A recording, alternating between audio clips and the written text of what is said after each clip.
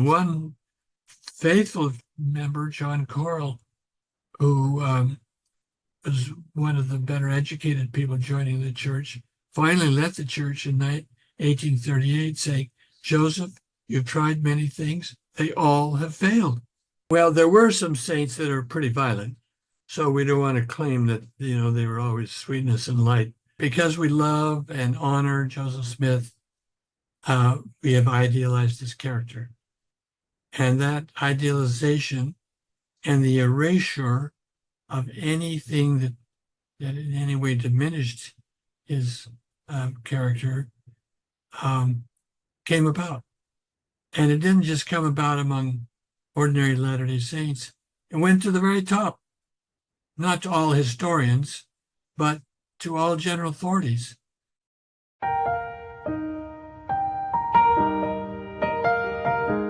Welcome, Richard, and thank you for being here today. Thank you. I'm very happy to meet you and to be here. Thank you. And, some people may not be very familiar with you. Maybe if I show maybe a book that you're most well known for writing, which is Joseph Smith Rough Rolling, I've heard people are familiar with this book, but some people may not be entirely familiar with what you do. So could you tell us a little bit about what you do? Well, I'm a historian and had written on various aspects of American history. It's an early American historian.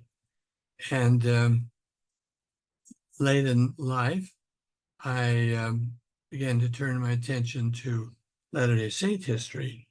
So I published a little preliminary book on Joseph Smith in 1984, Joseph Smith and the Beginnings of Mormonism.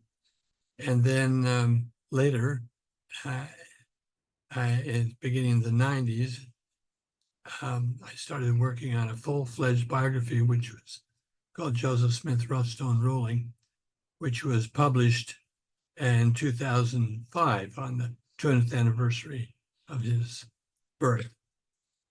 So I sort of moved back and forth between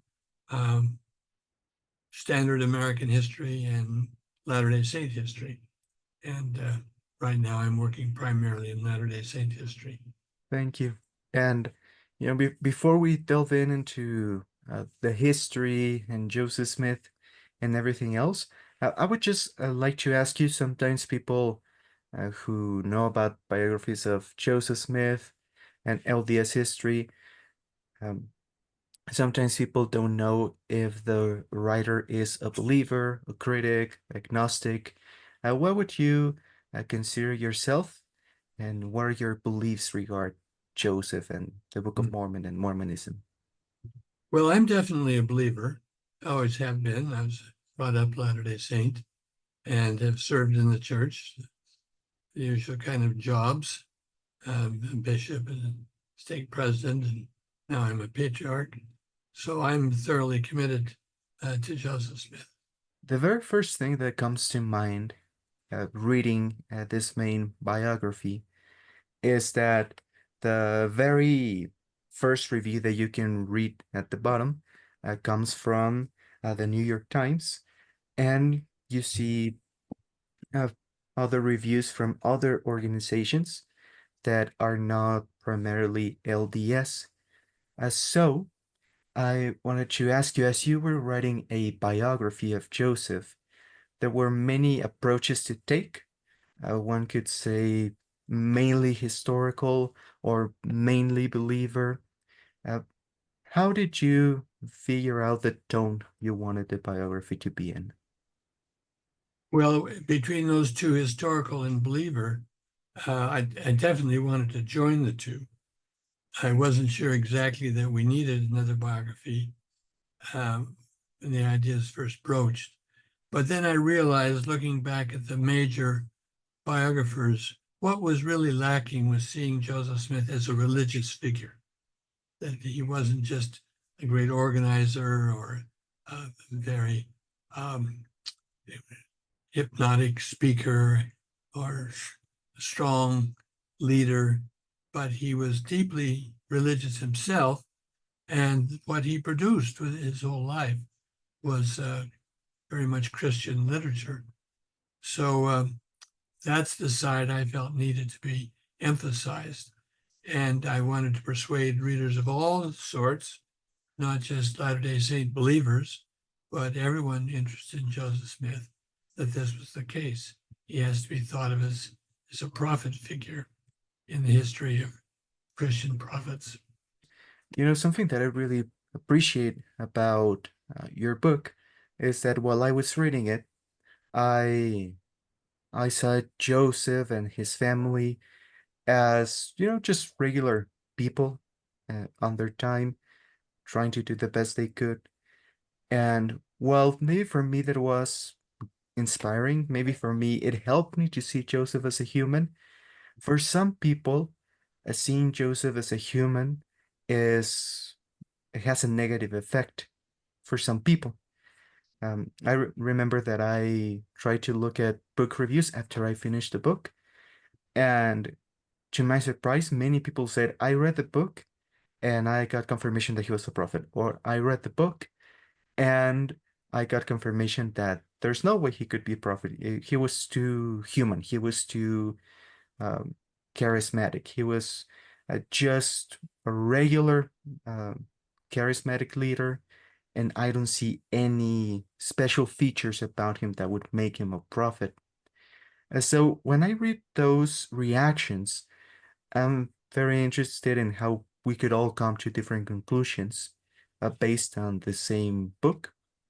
So, from that experience, I would have a couple of questions. The very first question would be, when you see Joseph as a human being, when you see him influenced by different religious aspects of his time, American history as well, now how can we tell apart maybe Joseph the human, Joseph the prophet? Is there any contradiction between the two? How can we reconcile those two ideas? Mm-hmm.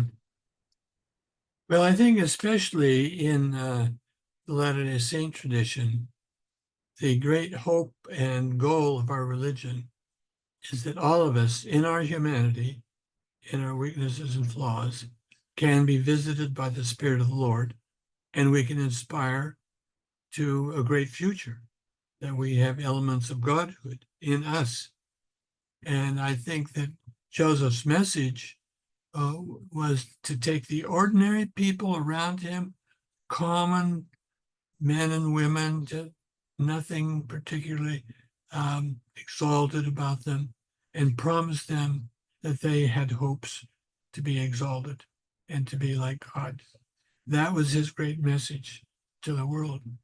And I think it would be contradictory to that purpose if he were in some way a supernal being, someone who rose above the earth.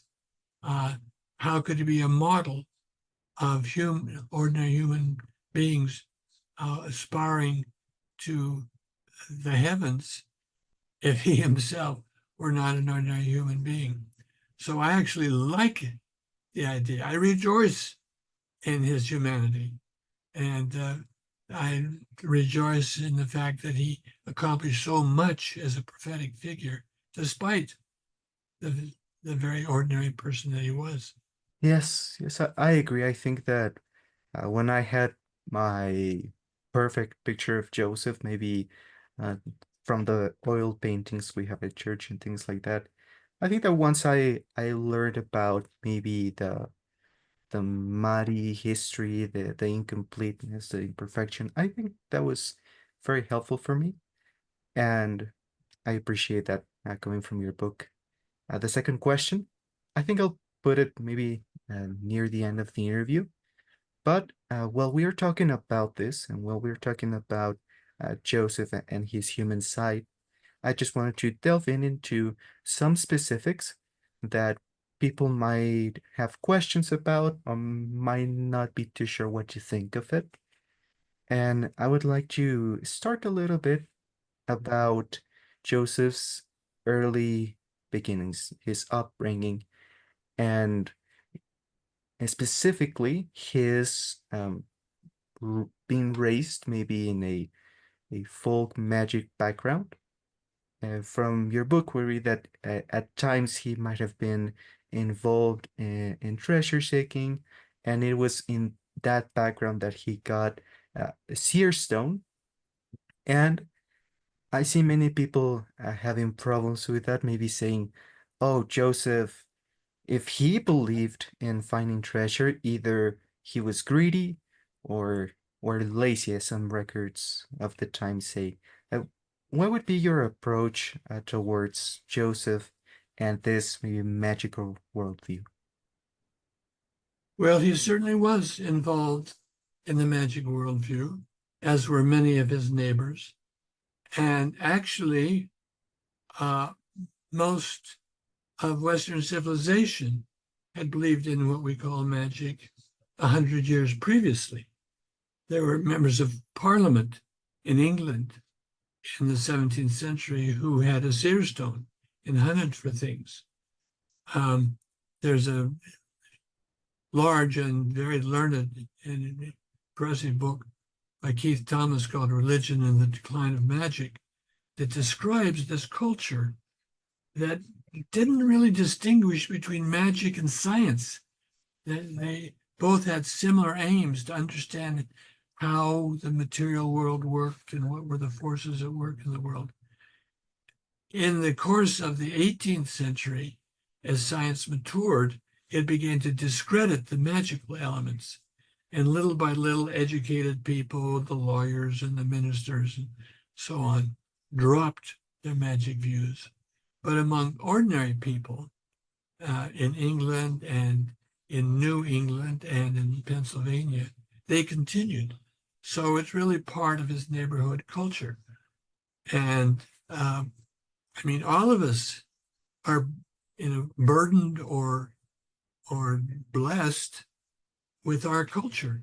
We see things in a certain way. The very fact that we are suspicious of magic is part of our culture. We have been taught to do that. And so we can't blame him for living in the world he lived in. That's just the way it was. And so when he found a stone, it was a seer stone. And I myself think personally that that magic culture prepared him for what he had to do. He had to do some magical things. He had to translate a book of ancient records without any training at all to enable him to do that. And he needed to have the courage to go ahead. He had to believe in gold plates when no one knew anything about gold plates. It took him a long time to understand that they were a record and not just a golden treasure. So, but all those things sort of prepared him to move into his role. The important thing is he grew. He absorbed his prophetic calling, made it his own, and was, one of the most eminent religious figures of human history. Yeah, and as we talk about this, and maybe when we talk about the seer stone, I think it's been in the conversation for decades, if not even centuries now.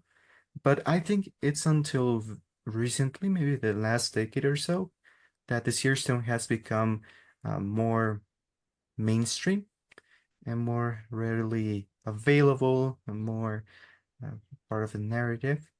And maybe this is just opinion based, but I wanted to ask you, Joseph, or it was attributed to Joseph that with this stone he could find things that were lost or hidden, or things that were not available to the natural eye, as some describe it.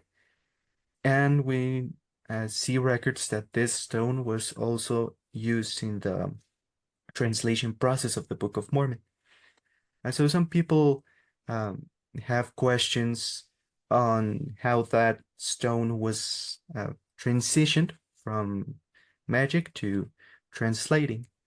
And some people say that maybe Joseph didn't have a gift, he just thought he did, and then God did give him the gift, and then he was able to do it. Some people think he had the gift all along, and it was just a natural evolution. but I just wanted to ask you, do you think that Joseph had, we could say maybe a paranormal or spiritual skill with the stone before translating, or do you think that came only when translating? I don't really know an answer to that question. I think his family and his neighbors believed he had a gift. He did enough to persuade them. It would not offend me if there are magical powers in the world, something mysterious that we don't understand, and that it was a real gift. He had things he could do that were miraculous. But I don't really know for sure. What I do believe is that having that gift, or believing he had it anyway, prepared him for what he had to do when he translated. That is to use a stone to look into it and to translate ancient languages.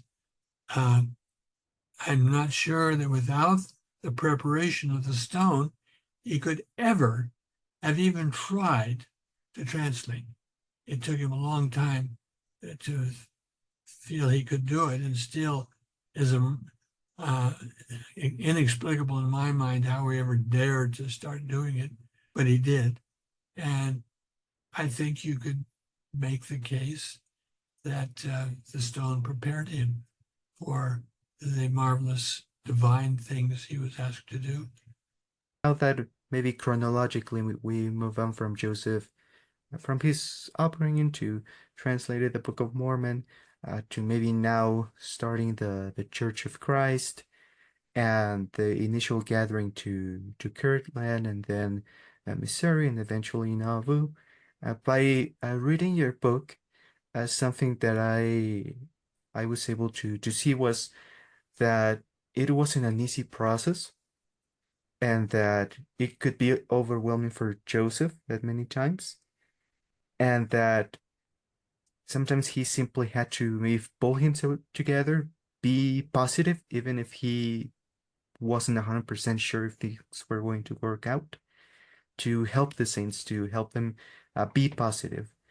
And some people, I've heard of a recent book by Dan Vogel that's called Charisma Under Pressure, that talks about how that was like sort of he was forced to be positive about it if he wanted to keep the church running. But uh, how do you see, maybe based on the record, that Joseph's charisma helped him lead the church during difficult times? Well, I think there are two words that apply. One is the word you use, charisma, which means a gifted person, someone who has powers beyond the ordinary. The other word I would use is resolution. If you ask what is Joseph Smith's chief characteristic that helped him make him a prophet, I would say resolve is one of them, because he met one crisis after another. You know, the personal crisis of in the midst of translating, his first child dies in childbirth. You would think God could protect him and make it a little easier for him, but no, he was exposed to that kind of trouble. And that continued all his life. His great desire was to build a city of Zion. He thought that was his great mission. So he wanted to start it in Jackson County, but they are expelled from Jackson County. They're expelled from far west, virtually, and eventually, of course, they're expelled from Nauvoo. And one faithful member, John Corll, who was one of the better educated people joining the church, finally left the church in 1838 saying, Joseph, you've tried many things. They all have failed. So he just kept running up against one obstacle after another, but he didn't give up right down to the end.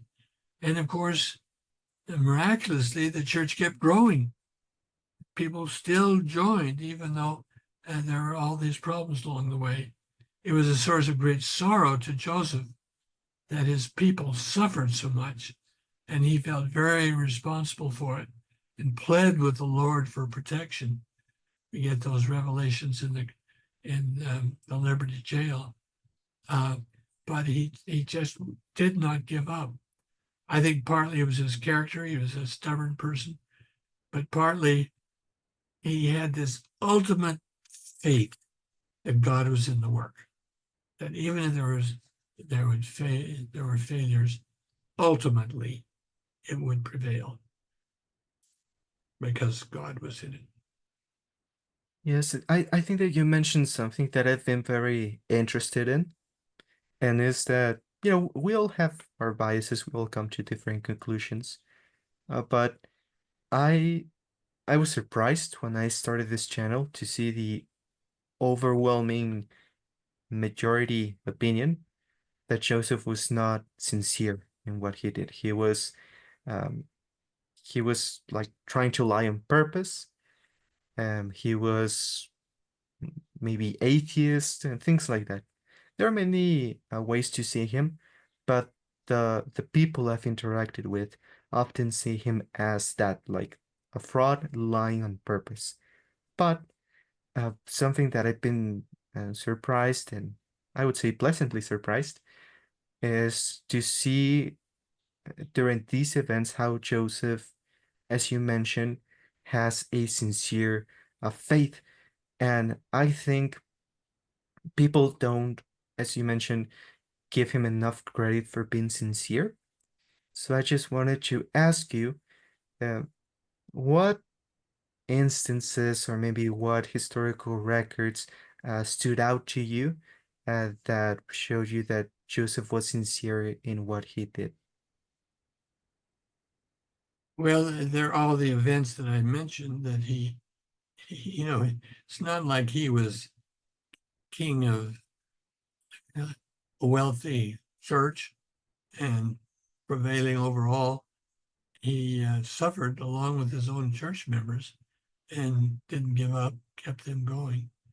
But if you want to sort of see the real Joseph, I would recommend his letters to Emma, which there's a collection of them Dean Jesse put together, and it shows him on his way with Zion's camp to Jackson County, writing to his wife, expressing his great apprehension that things will fail on him and how much he needs God's help in order to make it work.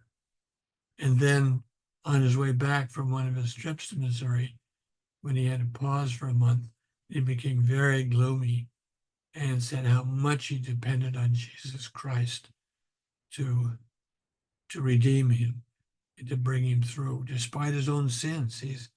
He doesn't say what they were, but he felt them, like Nephi in the Book of Mormon.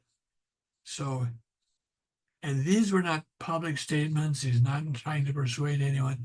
He's just opening his heart to his wife. And I see there a deeply religious person who felt greatly dependent on God and on Christ to redeem him of his sins. When we talk about persecution that came from uh, outside people to the saints, primarily in Missouri, I was surprised by how quickly some things escalated. And I found this discussion online of many people saying that Joseph and the saints sort of had it coming. Like they were really, like they didn't care about people's feelings or their religious or political ideologies. I By studying, I saw that some people really saw the saints as a political rival, since if the majority of votes came from them, then they had no chance. And I wanted to ask you because I had so many accusations of the Saints being violent, being just as bad as the mob, some people have said. So I just wanted to ask you, as you did research maybe on those periods such as the maybe the Day Nights or the Missouri War, uh, maybe this is just a personal question. Were the saints really as bad as people are describing them to be? Was this unfair treatment? How do you see that period of time? Yeah. Well, there were some saints that are pretty violent. So we don't want to claim that, they were always sweetness and light, no matter what happened to them. Um, but they were in an impossible situation because here they are driven out of Jackson County and they move across the river. And then given this area, Caldwell and Davis counties where they lived, and they're driven out again there. And what do you do if you keep getting beat up by bullies? Do you fight back, or do you sort of slink away, or do you plead for mercy? What do you do? And it's very hard. And there were elements in the church that said, Joseph, we have to fight. We have to defend ourselves. And sometimes they prevailed. It's particularly hard when they get to Nauvoo. Joseph wrote, and the pressures begin to build up there again. And Joseph wrote to Governor Ford saying, what are we to do?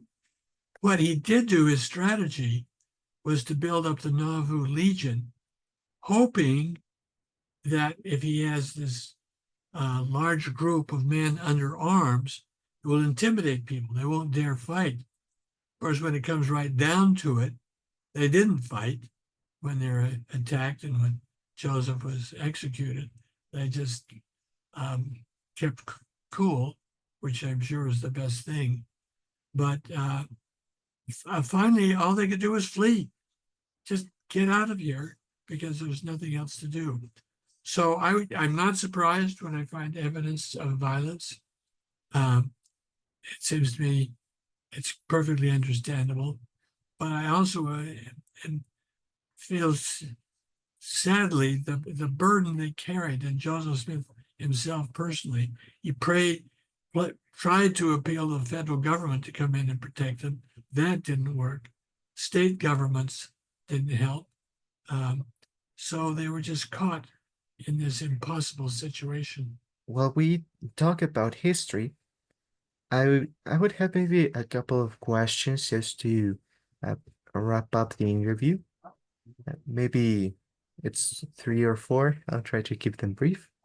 But I think the very first question that comes to mind is that as I as I had questions about Joseph and history, and when some controversies came out, whether he was a prophet or not, I remember that I I felt lost, and one of the things that gave me pause a few years ago is something that I would love to hear your opinion on.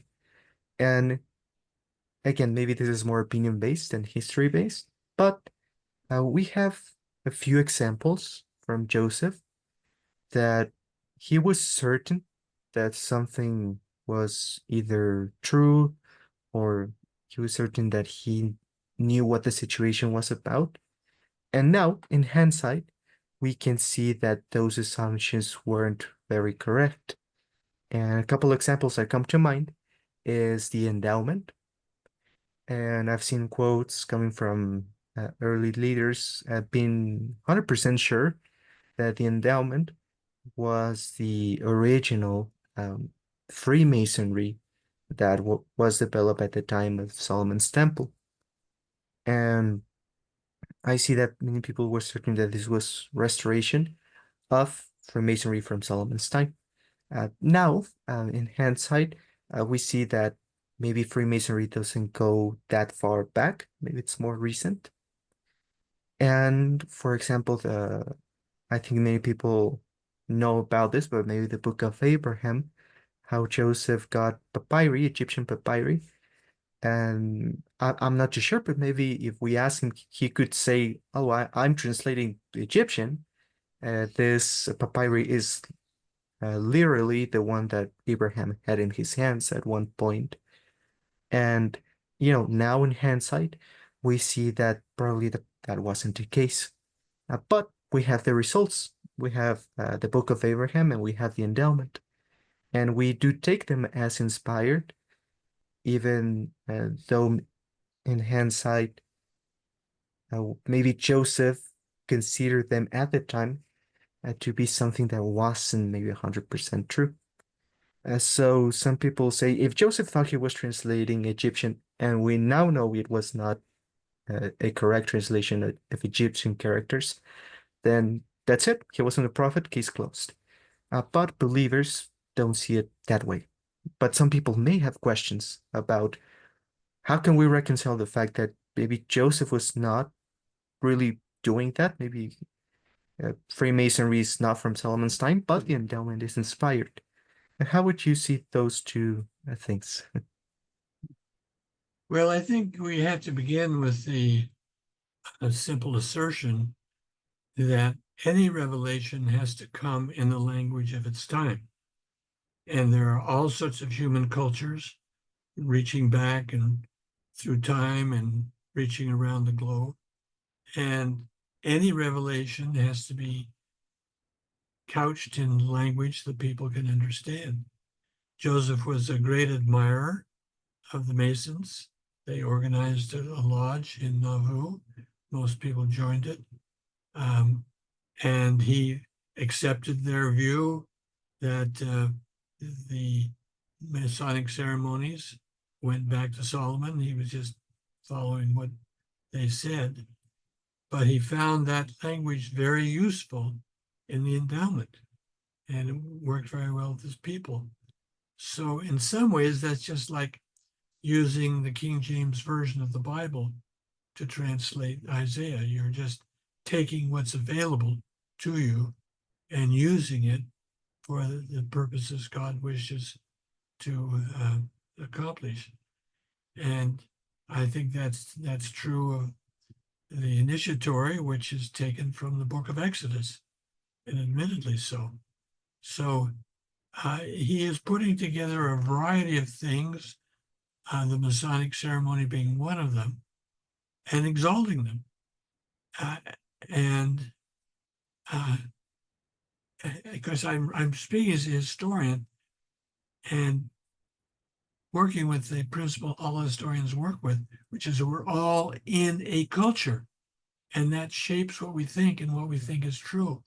And we have to communicate in the terms of that culture, or we can't communicate. We can't step out of it and have something that's not explicable to anyone else. So I think he simply used that Masonic language, and it works very well for us. It's powerful, and has lasted down to our day. What's your take on polygamy? Well, it's very hard to understand. It's one of the most difficult events in our history. I think Joseph saw it as a continuation of the ancient patriarchs.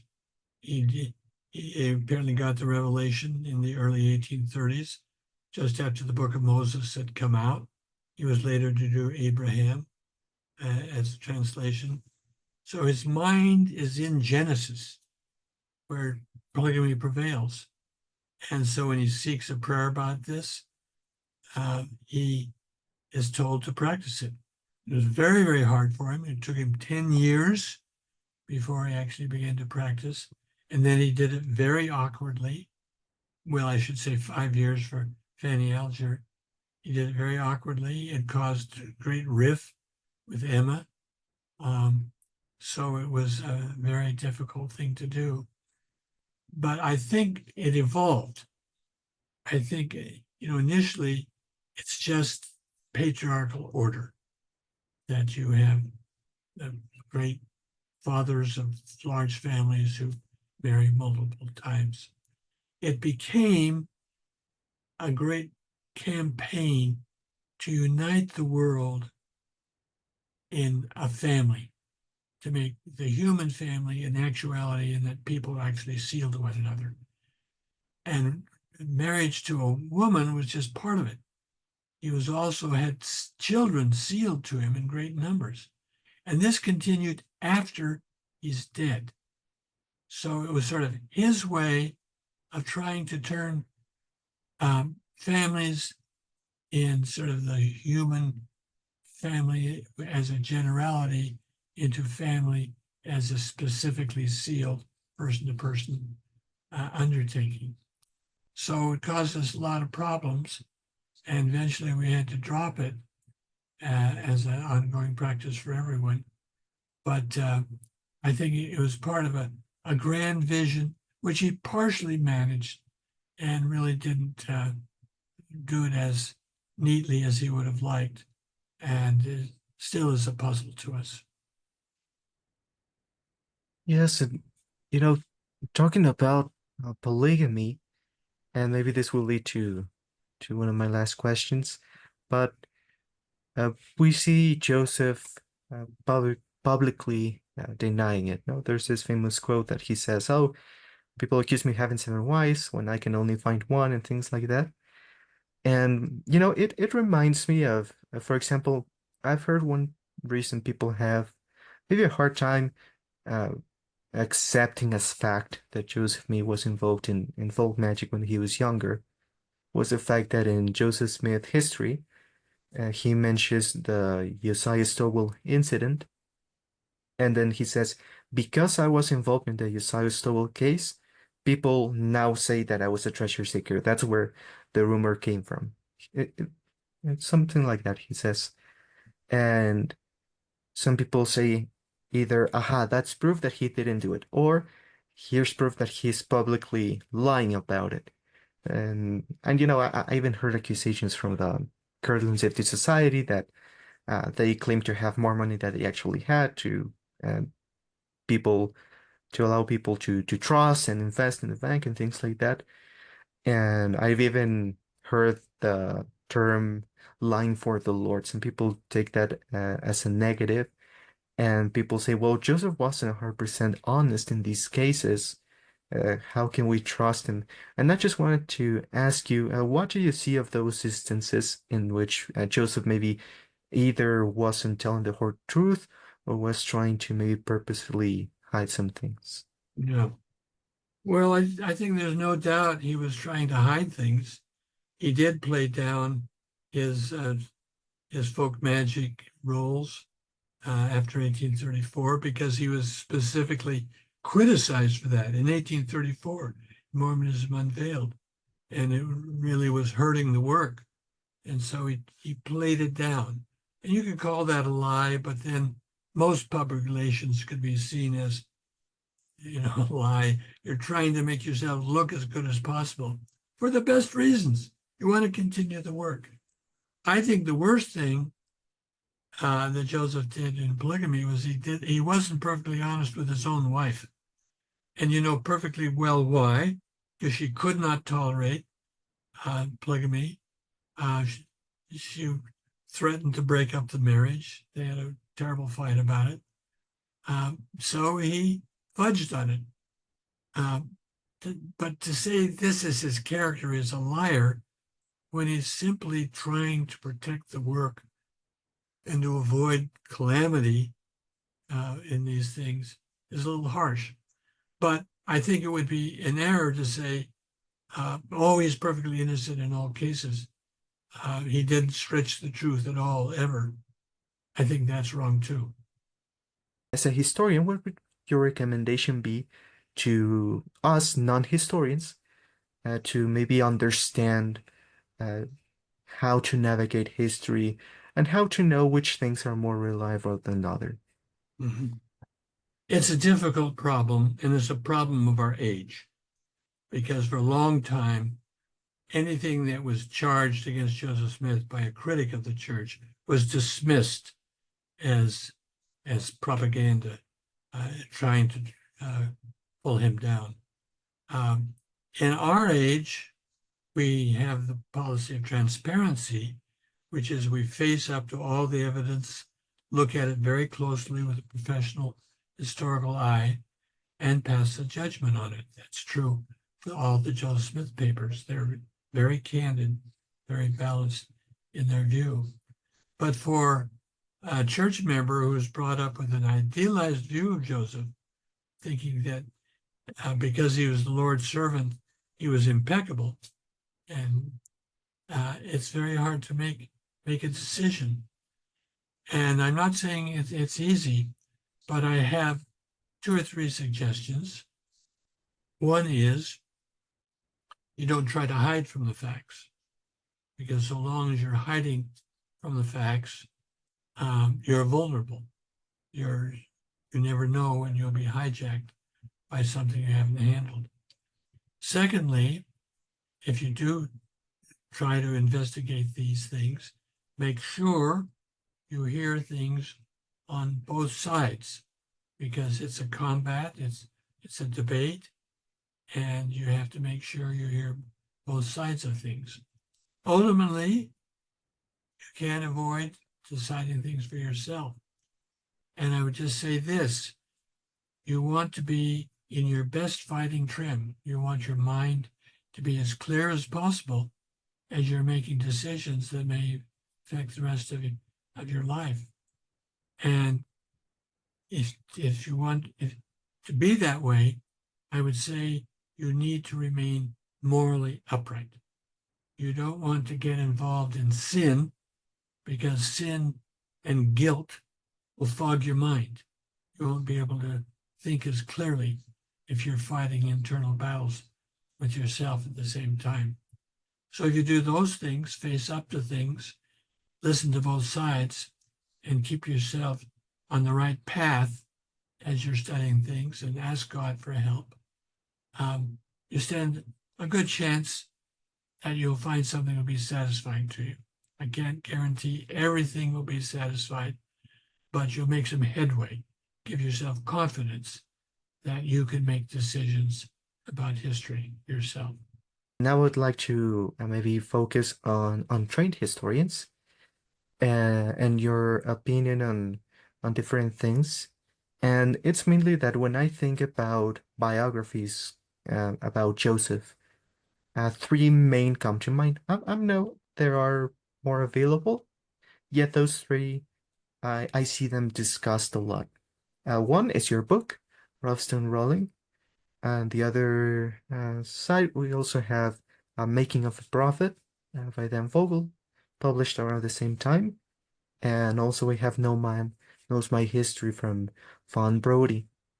And when people talk about, especially these 3 books online, people are saying, oh, you're just reading from a critic, read from a believer. Oh, you're just reading from a believer, read from a critic.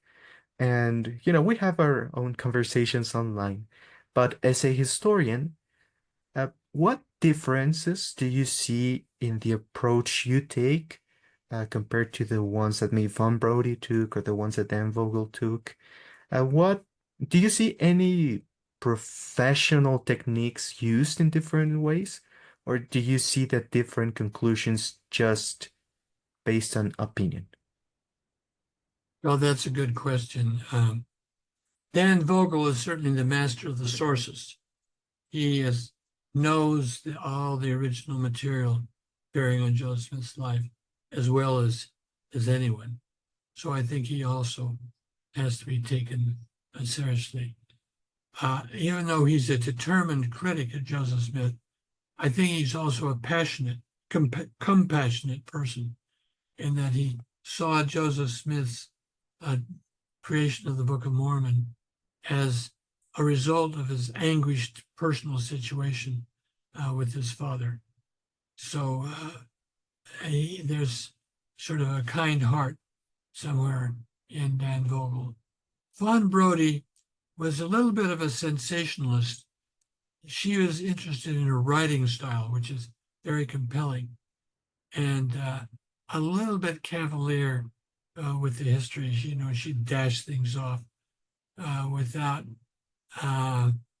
really exploring them or developing the sources to support what she has. I think we now need to add to those 3 the name Ann Taves, who was a historian who taught at Claremont and helped to establish a Mormon Studies program there, and then moved to the religion department at the University of California in Santa Barbara. And she makes an effort to explain the gold plates and the Book of Mormon. She doesn't give a full biography of Joseph Smith, but she tries to explain him. And she is even more compassionate than Vogel. She doesn't believe in the pious fraud. She believes in the innocent, overwhelmed, or overtaken by visionary experience. She believes it's possible for people to have visionary experience. They've done it all through history. There are lots of visionaries. And she thinks Joseph Smith was one of them. And his problem was, what was he to do with these visions? How was he to explain them and develop them? So she sees him as a bona fide religious figure and also sincere. There's nothing fraudulent about him. She doesn't believe he had visions, but he thought he had visions. And she's willing to see him as, one of the eminent prophetic figures of our time. So I think that's where we stand. I haven't read John Turner's new book. He is the biographer of Brigham Young, who's published a book with Yale. And I don't know what position he took. He is a non-believer, but a very sympathetic person who's, I think, would be willing to accept the possibility of visions. Right now, in the historical world in general, it's very iffy to dismiss visions. People, even secular historians, don't like to do it because it's imposing, it's a form of colonialism. It's imposing a modern Western view, enlightened view on all the peoples of the world, saying, all of you are mistaken. You are misled by your emotions. We, who are strictly reasonable, are the ones who have the truth. They don't like to do that anymore. So there's a tendency to take seriously. A historian named Robert Orsi has taught this. He's a Catholic who's insisted we have to take faith seriously and not pretend that we know better than those who believe in these things. So I think as time goes by, there will be more and more sympathetic work by non-believing, non-Mormons who will nevertheless take Joseph Smith seriously and leave lots of room to be a believer. Some people accuse the church of knowing the information, having the information, but willingly withholding it. And now that we are in the age of the internet and things like that, they were sort of forced to do it. Otherwise, they would still keep it close to the chest. And so, as a historian, and as you mentioned, you have been working on this even from the 80s and even prior to that. As you have been doing your own research, how have you seen the evolution of how church approaches history? Do you see it as honestly trying to adapt? Do you see any malice? How have you seen the evolution of history within the church? Well, it's a little bit complicated, but the fact is that because we love and honor Joseph Smith, we have idealized his character. And that idealization and the erasure of anything that in any way diminished his character came about. And it didn't just come about among ordinary Latter-day Saints. It went to the very top, not to all historians, but to all general authorities. So when we say they were hiding things from Mormons and allowing them to go on in their naive belief in Joseph Smith, it's simply not true. They weren't hiding things. They thought that was the true Joseph Smith. And there were historians who sort of fostered that belief that anything that was published by a critic of the church had to be dismissed, could not be honored at all. So it was a matter of historians who became more and more informed under the direction of Leonard Arrington and others in the latter half of the 20th century. It was a matter of them educating the leaders of the church as to what history really said. And eventually, there actually were people hired like Richard Turley at the church history department who were very well informed historians. They had to go about educating the brethren. Richard Turley would have training sessions for all new general authorities, telling them we have to be straight and honest and true to the facts, and they all had to be informed. So those who are outraged because they think they were deceived, I think don't understand the situation. Everyone had moved into this idealized view of Joseph Smith, and it was a matter of the historians eventually persuading the church leaders that they had to tell the story straight, which now they're all committed to. Maybe that was a result of the internet coming along and spreading all this information. I don't think so.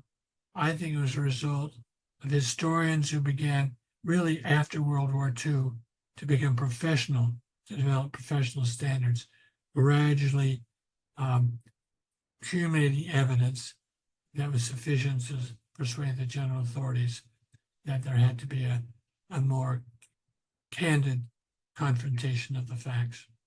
As you've been doing history, how has this maybe interacted with your own faith? Well, I've never really been challenged by history. I think it's because I'm a professional historian. Professional historians sort of stand apart from events, don't get so wrapped up in the controversy, and realize that people are embedded in their times. And so when Joseph Smith does this or that, it's just like every other historical figure. They're embedded in their times and shaped by their circumstances, and in no way ever seemed to me to undermine his claims to be a prophet. And so I felt I felt really only admiration for what he achieved. He was really the greatest revelator of all time. I think you could claim all the fresh new things that were brought to light. So I've always had great admiration for Joseph. My own troubles with religion were in the line of agnosticism versus belief, never atheism. I've never been persuaded by atheistic arguments, but there's always the question of evidence. Because I'm a child of the Enlightenment, I've been influenced by science. I began college as a physics major. And so evidence is important. What is the evidence for God? And so I thought for a time that you couldn't find any and you had to be agnostic. But eventually I realized that science has its limits. It doesn't tell us everything we need to know to live a good life. It cannot or prove or disprove the existence of God. It probably cannot prove or disprove the reality of the Book of Mormon. So we have to find other ways of deciding what is true. And for me, it's pragmatism. What works? If something really works in a life, in explaining the world, in making things fit together, then you have to accept it as true. If something works, you don't want to cast it off just because you don't think it's possible that it can work that way. You have to use whatever works. And that's been my experience my whole life, and that Mormonism works in every way, in my family, in my personal life, in my quest for redemption and forgiveness, and in my trying to understand the world. It just works in many, many ways for me.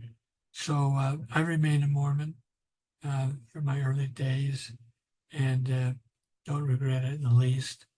And am quite willing to help those who are struggling to come to the same conclusion.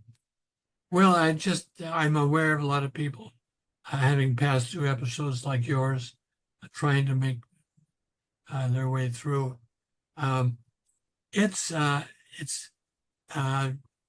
disruptive. It can make you think you have to change your life. And I would say, don't give up, keep trying.